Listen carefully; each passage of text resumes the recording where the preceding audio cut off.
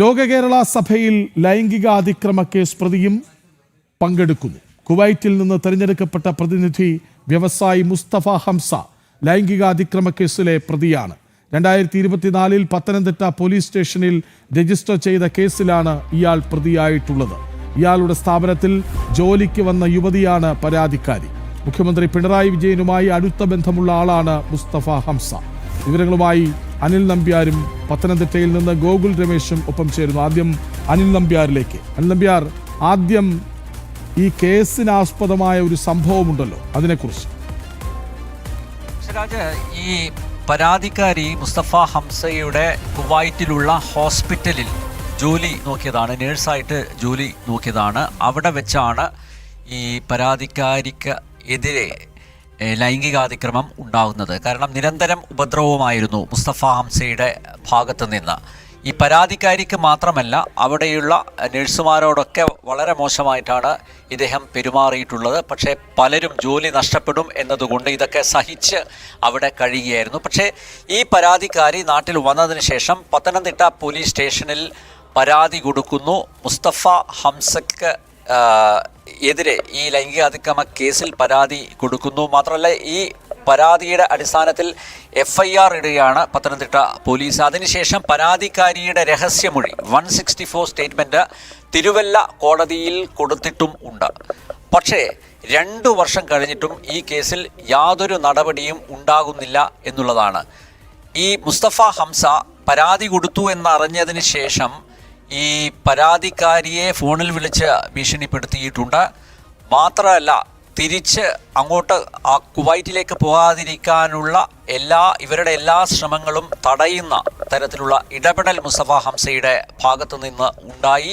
ഇവിടെ നാട്ടിൽ വന്ന സമയത്തും നിരന്തരം ഭീഷണികൾ മുസ്തഫ ഹംസയുടെ ഭാഗത്തു നിന്ന് ഉണ്ടായിരുന്നു. പക്ഷേ ഇതിനെയൊക്കെ അതിജീവിച്ച് പരാതിയുമായി ഈ യുവതി മുന്നോട്ട് പോവുകയായിരുന്നു. ഈ യുവതിക്ക് പറയാനുള്ളതെല്ലാം നേരത്തെ ജനൻ ടി വിയിലൂടെ അവർ പറഞ്ഞിരുന്നു. ജനൻ ടി വിയുടെ സ്റ്റുഡിയോയിൽ വന്ന് ഇക്കാര്യങ്ങളൊക്കെ അവർ പറഞ്ഞിരുന്നു. അതിൽ കഴമ്പുണ്ട് എന്ന് കണ്ടെത്തിയതിൻ്റെ അടിസ്ഥാനത്തിൽ, മനസ്സിലാക്കിയതിൻ്റെ അടിസ്ഥാനത്തിൽ തന്നെയാണ് ആ അഭിമുഖം അന്ന് കൊടുത്തത്. അന്ന് ഈ അഭിമുഖം വരാതിരിക്കാനുള്ള ഇടപെടലും മുസ്തഫ ഹംസയുടെ ഭാഗത്തു നിന്നുണ്ടായിരുന്നു. മുസ്തഫ ഹംസയ്ക്ക് വേണ്ടി MLA-മാർ MP-മാർ അടക്കം വിളിച്ചിരുന്നു. അത്രയും സ്വാധീനമുള്ള ഒരാളാണ് ഈ കണ്ണൂരുകാരനായിട്ടുള്ള മുസ്തഫ ഹംസ. മുസ്തഫ ഹംസയ്ക്ക് മുഖ്യമന്ത്രി പിണറായി വിജയനുമായിട്ടുള്ള ബന്ധവും ഇവിടെ എടുത്തു പറയേണ്ടതുണ്ട്. കാരണം സമീപകാലത്ത് പിണറായി വിജയൻ കുവൈറ്റ് സന്ദർശിച്ച സമയത്ത് മുസ്തഫ ഹംസയോടൊപ്പമായിരുന്നു സഞ്ചാരം. അത്രയും സ്വാധീനം ഈ ഭരണത്തിലിരിക്കുന്നവരിൽ മുസ്തഫ ഹംസയ്ക്ക് ഉണ്ടായിരുന്നു, പ്രതിപക്ഷത്ത് ഇരിക്കുന്നവരിൽ മുസ്തഫ ഹംസയ്ക്ക് ഉണ്ടായിരുന്നു. അതുകൊണ്ട് അതായത് ഈ വ്യവസായികളുമായി ഭരണത്തലപ്പത്തിരിക്കുന്നവർക്ക് ബന്ധമുണ്ടാവുക സ്വാഭാവികമായ ഒരു കാര്യമാണ്. പക്ഷേ ലൈംഗികാതിക്രമ കേസിൽ പ്രതിയെന്ന് ബോധ്യപ്പെട്ടിട്ടും പിണറായിക്ക് മുസ്തഫ ഹംസ പ്രിയപ്പെട്ടവനാകുന്നത് എങ്ങനെയാണ്? അങ്ങനെ പിണറായിക്ക് പ്രിയപ്പെട്ടവനായതുകൊണ്ട് തന്നെയാണ് ഇപ്പോൾ ലോക കേരള സഭയിൽ മുഖ്യമന്ത്രിയുടെ ക്ഷണം സ്വീകരിച്ചുകൊണ്ട് മുസ്തഫ ഹംസ ഇപ്പോൾ തിരുവനന്തപുരത്ത് നിയമസഭാ മന്ദിരത്തിൽ നടക്കുന്ന ലോക കേരള സഭയിൽ പങ്കെടുക്കുന്നത് എന്നുള്ളതാണ്. പത്തനംതിട്ട പോലീസ് രജിസ്റ്റർ ചെയ്ത കേസിലെ പ്രതി, അദ്ദേഹത്തിനെതിരെ ചുമത്തിയിരിക്കുന്ന കുറ്റങ്ങൾ എല്ലാം ജാമ്യമില്ലാ വകുപ്പ് പ്രകാരമുള്ള കുറ്റങ്ങളാണ്. അതുകൊണ്ട് തന്നെ മുസ്തഫ ഹംസയെ ഈ ഒരു സാഹചര്യത്തിൽ ജനൻ ടി വി വാർത്ത പുറത്തുവിടുന്നു. ഇതിൻ്റെ അടിസ്ഥാനത്തിലെങ്കിലും പത്തനംതിട്ട പോലീസിന് ഈ കേസിൽ ആത്മാർത്ഥതയുണ്ടെങ്കിൽ, പരാതിക്കാരി ഈ പറഞ്ഞതിൻ്റെ ആ ഒരു പൊരുൾ മനസ്സിലാക്കുന്നുണ്ടെങ്കിൽ പത്തനംതിട്ട പോലീസിന് തിരുവനന്തപുരത്ത് വന്ന് നിയമസഭാ മന്ദിരത്തിനകത്ത് കയറി മുസ്തഫ ഹംസയെ അറസ്റ്റ് ചെയ്യാം. കാരണം പെട്ടെന്നൊന്നും മുസ്തഫ ഹംസയ്ക്ക് രക്ഷപ്പെട്ടു പോകാൻ പറ്റില്ല. ലോക കേരള സഭ തുടങ്ങിയതേ ഉള്ളൂ. 2 ദിവസം മുസ്തഫ ഹംസ തിരുവനന്തപുരത്ത് ഉണ്ടാകും. അതുകൊണ്ട് പത്തനംതിട്ട പോലീസിൻ്റെ ശ്രദ്ധയിലേക്ക് കൂടിയാണ് പറയുന്നത്, നിങ്ങൾ അന്വേഷിക്കുന്ന പ്രതി ഇവിടെയുണ്ട്, നിങ്ങൾക്ക് പിടിച്ചു കൊണ്ടുപോകാം. പക്ഷേ മുഖ്യമന്ത്രി പിണറായി വിജയനാണ് ആഭ്യന്തര വകുപ്പ് കൈകാര്യം ചെയ്യുന്നത്. അതുകൊണ്ട് തന്നെ ആ ഒരു വിശ്വാസത്തിൻ്റെ പുറത്ത് തന്നെയായിരിക്കും മുസ്തഫ ഹംസ ലോക കേരള സഭയിൽ പങ്കെടുക്കുന്നത്. നോക്കൂ, സംസ്ഥാനത്തെ മുഖ്യമന്ത്രി, ആഭ്യന്തര വകുപ്പ് കൈകാര്യം ചെയ്യുന്ന മുഖ്യമന്ത്രിക്ക് അടുത്ത സൗഹൃദം ഉള്ള മുസ്തഫ ഹംസ ഈ ലൈംഗിക പീഡന പരാതിയിലാണ് പ്രതി. ജാമ്യമില്ലാ വകുപ്പ് പ്രകാരമാണ് കുറ്റങ്ങൾ ചുമത്തിയിരിക്കുന്നത്. എന്നിട്ടും കേരള പോലീസ് അറസ്റ്റ് ചെയ്യുന്നില്ല എന്നുള്ളതാണ്. ഇയാളുടെ ചെലവിലാണ് കുവൈറ്റിൽ മുഖ്യമന്ത്രി പിണറായി വിജയൻ സന്ദർശനം നടത്തിയത് എന്ന ആക്ഷേപവും ഉയരുന്നുണ്ട്. ഒരു കാര്യം കൂടി പറയട്ടെ കൃഷ്ണരാജ്, ഈ പരാതിക്കാരി അവർ ഇതിനെല്ലാം അതിജീവിച്ചും മറികടന്നുകൊണ്ട് ഇതിനെല്ലാം തരണം ചെയ്തുകൊണ്ട് ഇപ്പോൾ വീണ്ടും അവർ കുവൈറ്റിൽ ജോലിക്ക് എത്തിയിരിക്കുകയാണ്.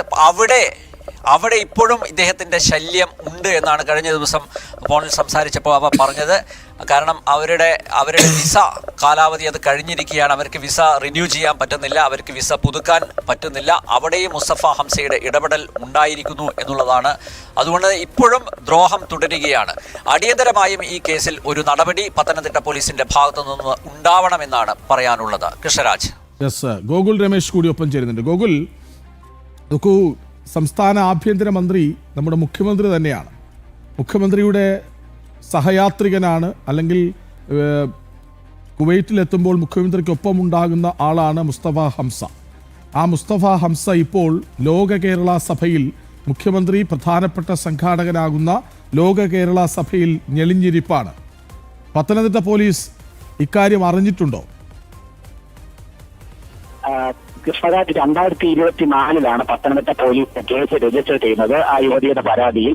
തുടർന്ന് 2 വർഷമായിട്ടും ഒരു നടപടിയും ഈ കേസുമായി ബന്ധപ്പെട്ട് മുന്നോട്ട് കൊണ്ടുപോകാനായിട്ട് പത്തനംതിട്ട പോലീസിന് സാധിച്ചിട്ടില്ല. നമ്മൾ വിവരം അന്വേഷിച്ചപ്പോൾ ഈ കേസ് നിലനിൽക്കുന്നതാണെന്നും അന്വേഷണ പരിധിയിലാണ് എന്നുമാണ്, അന്വേഷണം പുരോഗമിക്കുകയാണ് എന്ന തരത്തിലുള്ള ഒരു മറുപടിയാണ് പോലീസ് അധികൃതരുടെ ഭാഗത്ത് നിന്ന് നമുക്ക് ലഭ്യമായിരിക്കുന്നത്. പക്ഷെ പോലീസിന്റെ കണ്ടെത്തത്ത് തന്നെ ഈ പ്രതി ഇപ്പോൾ പ്രത്യക്ഷപ്പെട്ടിട്ട് പോലും അതിനെതിരെ അയാളെ പിടികൂടാനോ അയാൾക്കെതിരായിട്ട് തുടർ നടപടി സ്വീകരിക്കാനോ പോലീസിന് ഇനിയും സാധിക്കുമെന്ന് തന്നെ പറയാൻ സാധിക്കില്ല. കാരണം പ്രതിയുടെ രാഷ്ട്രീയ സ്വാധീനം അത്രത്തോളം വലുതാണ്. കാരണം കേരളത്തിന്റെ മുഖ്യമന്ത്രി തന്നെ ഇയാളുടെ ഏറ്റവും അടുപ്പമുള്ള ഒരു വ്യക്തിത്വമാണ്. അങ്ങനെ മുഖ്യമന്ത്രിയുടെ അടുപ്പം കൊണ്ട് മാത്രമാണ് ഇയാൾ കേസിന്റെ പ്രതിനിധിയായിട്ട് ലോക കേരള സഭയിൽ തിരുവനന്തപുരത്ത് ഇപ്പോൾ പങ്കെടുത്തുകൊണ്ടിരിക്കുകയും ചെയ്യുന്നത്. മാത്രമല്ല മുഖ്യമന്ത്രിമാർ മാത്രമല്ല മറ്റു ഇടത് നേതാക്കളുമായിട്ടും ഇതിക്ക് വലിയ ബന്ധമുണ്ട്, വ്യക്തിപരമായിട്ടുള്ള ബന്ധമുണ്ട്. അതുകൊണ്ടൊക്കെ തന്നെ ഈ കേസിൽ കൃത്യമായിട്ട് ആ കേസിൽ നിന്ന് രക്ഷപ്പെട്ട് നിൽക്കുവാനായിട്ട് പ്രതിക്ക് ഇന്നലെ സാധിച്ചിട്ടുണ്ട്. ഏതായാലും ഇനിയും അങ്ങനെ തന്നെയായിരിക്കും സാഹചര്യം. അങ്ങനെ ഇവിടെ കേരളത്തിൽ ഉണ്ടായിട്ട് പോലും ആ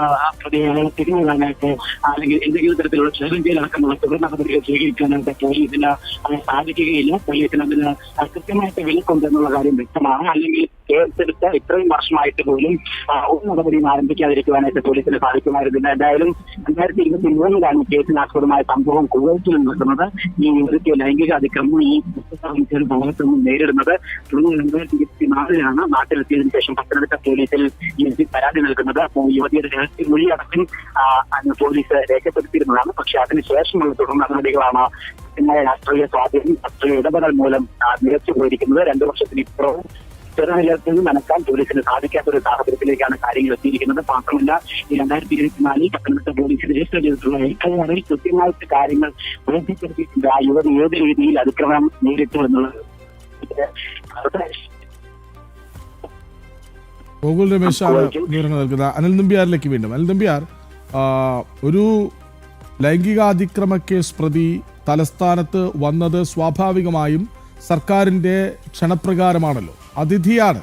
ഒരു ലൈംഗികാതിക്രമ കേസ് പ്രതി സർക്കാരിൻ്റെ അതിഥിയാകുന്നതിൽ ഒരു ഇരട്ടത്താപ്പുണ്ടല്ലോ. തീർച്ചയായും ലൈംഗിക അതിക്രമ കേസിൽ ഈ മുസ്തഫ ഹംസ ഉൾപ്പെട്ടിട്ടുണ്ടോ എന്ന് ഒരുപക്ഷെ പിണറായി വിജയന് അറിയാൻ സാധ്യതയില്ല. പക്ഷേ ഈ ലോക കേരള സഭയിലേക്ക് പ്രതിനിധികളെ ക്ഷണിക്കുന്ന സമയത്ത്, അല്ലെങ്കിൽ ലോക കേരള സഭയിൽ പ്രതിനിധികൾ പങ്കെടുക്കുമ്പോൾ അവരുടെ ഒരു പശ്ചാത്തലം കൂടി പരിശോധിക്കേണ്ടതുണ്ട്. ഈ ആരാണ് ലോക കേരള സഭയിൽ പ്രതിനിധികളായി എത്തുന്നത്, അതെങ്കിലും ഏറ്റവും ചുരുങ്ങിയ പക്ഷം അവരുടെ പശ്ചാത്തലം, അവരേതെങ്കിലും ക്രിമിനൽ കേസുകളിൽ പ്രതിയാണോ, അല്ലെങ്കിൽ അവർ ഏത് സാഹചര്യത്തിലാണ് അവർ ജോലി നോക്കുന്നത്, എന്താണ് ഇവരുടെ ഇടപാട് എന്ന് ഏറ്റവും ചുരുങ്ങിയ പക്ഷം പരിശോധിക്കുകയെങ്കിലും ചെയ്യണം. അതിന് നമുക്കറിയാം സ്പെഷ്യൽ ബ്രാഞ്ച് ഉണ്ട്, അതുപോലെ ഇൻ്റലിജൻസ് ഉണ്ട്. സംസ്ഥാനത്ത് ഇൻ്റലിജൻസ് ഉണ്ട്, സ്പെഷ്യൽ ബ്രാഞ്ച് ഉണ്ട്. അപ്പോൾ ഇവരൊക്കെ അന്വേഷിച്ച് ഒരു റിപ്പോർട്ട് കൊടുക്കേണ്ടതാണ്. കാരണം കള്ളന്മാരും കൊള്ളക്കാരും അതിപ്പം നമുക്കറിയാം പല കേസുകളിലും ഈ ഇടതുമുന്നണിയുമായിട്ട് അടുത്ത് നിൽക്കുന്ന ആളുകളാണ്, അല്ലെങ്കിൽ ഭരണത്തിലേറെ സ്വാധീനമുള്ള ആളുകളാണ് അത്തരം കേസുകളിലൊക്കെ പെടുന്നത്. ഒരുപക്ഷെ ആ ഒരു ആനുകൂല്യമായിരിക്കുമോ മുസ്തഫ ഹംസയ്ക്കും നൽകിയത് എന്ന് പരിശോധിക്കേണ്ടതുണ്ട്. പക്ഷേ എങ്കിലും ലോക കേരള സഭയിൽ ഒരു പ്രതിനിധിയെ അയക്കുന്നുണ്ടെങ്കിൽ, അല്ലെങ്കിൽ ഒരു പ്രതിനിധി പങ്കെടുക്കുന്നുണ്ടെങ്കിൽ, അല്ലെങ്കിൽ ആ പ്രതിനിധി അതിഥിയെ ക്ഷണിക്കുന്ന സമയത്ത് അദ്ദേഹത്തിൻ്റെ പേരിൽ എന്തെങ്കിലും കേസുകൾ ഉണ്ടോ എന്ന് പരിശോധിക്കണം. ഇത് ചെറിയൊരു കേസല്ല, ഇത് ലൈംഗികാതിക്രമ കേസ് ജാമ്യമില്ലാ വകുപ്പ് പ്രകാരമാണ് കുറ്റം ചുമത്തിയിരിക്കുന്നത്. അപ്പോൾ ഈ പ്രതിയെ കഴിഞ്ഞ 2 വർഷമായിട്ടും പിടികൂടാനുള്ള യാതൊരു നീക്കവും പത്തനംതിട്ട പോലീസിന്റെ ഭാഗത്തു നിന്ന് ഉണ്ടായിട്ടില്ല. ഞാനും ഇതുമായി ബന്ധപ്പെട്ട് ഈ FIR-ൽ ഞാൻ അന്വേഷണം നടത്തിയതാണ്. അദ്ദേഹം ഇവിടെ ഇല്ല, വിദേശത്താണ് എന്നൊക്കെയാണ് പത്തനംതിട്ട പോലീസ് അന്ന് എന്നോട് പറഞ്ഞത്. പക്ഷേ ഇപ്പോൾ പത്തനംതിട്ട പോലീസിന്റെ മുന്നിൽ പ്രതി നിൽക്കുകയാണ് ഈ മുസ്തഫ ഹംസ. ഇന്ന് ഈ വാർത്ത വന്ന ഉടൻ രക്ഷപ്പെട്ടു പോകാനുള്ള സാധ്യതയൊന്നുമില്ല. മുസ്തഫ ഹംസ തിരുവനന്തപുരത്തുണ്ട്. അതുകൊണ്ട് തന്നെ പത്തനംതിട്ട പോലീസിന് 2 ദിവസത്തിനുള്ളിൽ തിരുവനന്തപുരത്ത് എത്തി മുസ്തഫ ഹംസയെ കസ്റ്റഡിയിലെടുക്കാം, മുസ്തഫ ഹംസയെ ചോദ്യം ചെയ്യാം. എന്തായാലും ജാമ്യമില്ലാ വകുപ്പ് പ്രകാരമാണ് കുറ്റം ചുമത്തിയിരിക്കുന്നതെന്നതിനാൽ മുസ്തഫ ഹംസയെ അറസ്റ്റ് ചെയ്യാം പത്തനംതിട്ട പോലീസിന്. മാത്രമല്ല ഈ കേസിൽ സുതാര്യമായിട്ടുള്ളൊരു അന്വേഷണം നടക്കണം, സത്യസന്ധമായിട്ടുള്ള അന്വേഷണം നടക്കണം. കാരണം ഞാൻ നേരത്തെ ചൂണ്ടിക്കാണിച്ചതുപോലെ തിരുവല്ല കോടതിയിൽ 164 സ്റ്റേറ്റ്മെൻറ്റ് ഈ യുവതിയുടെ രഹസ്യമൊഴി രേഖപ്പെടുത്തിയിട്ടുണ്ട്. എന്നിട്ടും പത്തനംതിട്ട പോലീസ് ഈ കേസിൽ മുന്നോട്ട് പോകുന്നില്ല എന്നുള്ളതാണ് അതിശയിപ്പിക്കുന്നത്. അതിൽ നിന്ന് തന്നെ വ്യക്തമാണ് മുഖ്യമന്ത്രി പിണറായി വിജയൻ്റെ ഇടപെടൽ. ഒരുപക്ഷെ ഈ കേസ് FIR രജിസ്റ്റർ ചെയ്ത ശേഷം ഒരുപക്ഷെ ആഭ്യന്തര വകുപ്പ് അറിഞ്ഞിരിക്കാം. മാത്രമല്ല ഒരുപക്ഷെ മുഖ്യമന്ത്രിയുടെ പൊളിറ്റിക്കൽ സെക്രട്ടറി P ശശിയുമായി മുസ്തഫ ഹംസ ബന്ധപ്പെട്ടിരിക്കാം. അതിൻ്റെയൊക്കെ അടിസ്ഥാനത്തിലായിരിക്കാം ഒരുപക്ഷെ മുസ്തഫ ഹംസയെ ഇപ്പോഴും സംരക്ഷിക്കുന്നത്. ഇങ്ങോട്ട് വരില്ല ഇഷ്രാജ്, ഒരു ഉറപ്പില്ലാതെ ഇങ്ങോട്ട് വരാനാവില്ലല്ലോ. യെസ്, ആ ഒരു ഉറപ്പ് ഒരുപക്ഷെ ഞാൻ നേരത്തെ പറഞ്ഞ പോലെ മുഖ്യമന്ത്രിക്ക് അറിവില്ലായിരിക്കാം. പക്ഷേ പൊളിറ്റിക്കൽ സെക്രട്ടറി P ശശിക്ക് ഈ കേസുമായി ബന്ധപ്പെട്ട അദ്ദേഹം പലവട്ടം ഇതിൽ ഇടപെട്ടിട്ടുണ്ട് എന്നാണ് ഞാൻ മനസ്സിലാക്കുന്നത്. അതുകൊണ്ട് മുസ്തഫ ഹംസ ഇനി പണമിറക്കിയാണോ ഇവരെയൊക്കെ സ്വാധീനിച്ചത് എന്നറിയില്ല. പക്ഷേ എങ്കിലും മുസ്തഫ ഹംസയിൽ നിന്ന് വല്ലതുമൊക്കെ സഹായം ലഭിക്കുന്നത് കൊണ്ടായിരിക്കുമല്ലോ തിരിച്ചും ഒരു പ്രത്യുപകാരം എന്നോണം തിരിച്ചും മുസ്തഫ ഹംസയെ സഹായിക്കുന്നത് അതുകൊണ്ടായിരിക്കുമല്ലോ. അതുകൊണ്ട് ഈ നാഴികക്ക് 40 വട്ടം സ്ത്രീ സുരക്ഷ എന്ന് ആവർത്തിക്കുന്ന ഇടതുമുന്നണി സർക്കാർ, അതിൽ ആഭ്യന്തര വകുപ്പ് കൈകാര്യം ചെയ്യുന്ന മുഖ്യമന്ത്രി പിണറായി വിജയൻ ഈ പറച്ചിലിൽ, ഈ പ്രഖ്യാപനത്തിൽ എന്തെങ്കിലും ആത്മാർത്ഥതയുണ്ടെങ്കിൽ ലോക കേരള സഭയിൽ കുവൈറ്റിനെ പ്രതിനിധീകരിച്ച് പങ്കെടുക്കുന്ന മുസ്തഫ ഹംസയെ പത്തനംതിട്ട പോലീസ് ഇവിടെ വരണമെന്നില്ല. മുഖ്യമന്ത്രി പിണറായി വിജയൻ തന്നെ മുൻകൈയെടുത്ത് മുസ്തഫ ഹംസയെ പത്തനംതിട്ട പോലീസിന് കൈമാറാം. ഈ സ്ത്രീ സുരക്ഷ എന്ന മുദ്രാവാക്യത്തിൽ എന്തെങ്കിലും ലെവലേശം ആത്മാർത്ഥതയുണ്ടെങ്കിൽ അങ്ങനെയാണ് ചെയ്യേണ്ടത്. പിണറായി വിജയൻ അത് ചെയ്യും എന്ന് തന്നെ നമുക്ക് ഈ ഘട്ടത്തിൽ പ്രതീക്ഷിക്കാം. കൃഷ്ണരാജ്, ശരി. ലോക കേരള സഭയിൽ ലൈംഗിക അതിക്രമ കേസ് പ്രതി പങ്കെടുക്കുന്നു. കുവൈറ്റിൽ നിന്ന് തെരഞ്ഞെടുക്കപ്പെട്ട പ്രതിനിധി വ്യവസായി മുസ്തഫ ഹംസ ലൈംഗിക അതിക്രമ കേസിൽ പ്രതിയാണ്. 2024 പത്തനംതിട്ട പോലീസ് സ്റ്റേഷനിൽ രജിസ്റ്റർ ചെയ്ത കേസിലാണ് ഇയാൾ പ്രതിയാക്കപ്പെട്ടത്. ഇയാളുടെ സ്ഥാപനത്തിൽ ജോലിക്ക് വന്ന യുവതിയാണ് പരാതിക്കാരി. മുഖ്യമന്ത്രി പിണറായി വിജയനുമായി അടുത്ത ബന്ധമുള്ള ആളാണ് മുസ്തഫ ഹംസ. പത്തനംതിട്ട പോലീസിന് ഇവിടെ എത്തി അറസ്റ്റ് ചെയ്യാം, അല്ലെങ്കിൽ മുഖ്യമന്ത്രിക്ക് ഈ പ്രതിയെ പോലീസിന് കൈമാറാം. വിവരങ്ങൾ നൽകുകയായിരുന്നു ന്യൂസ് ഡെസ്കിൽ നിന്ന് അനിൽ നമ്പ്യാരും പത്തനംതിട്ടയിൽ നിന്ന് ഗോകുൽ രമേശും.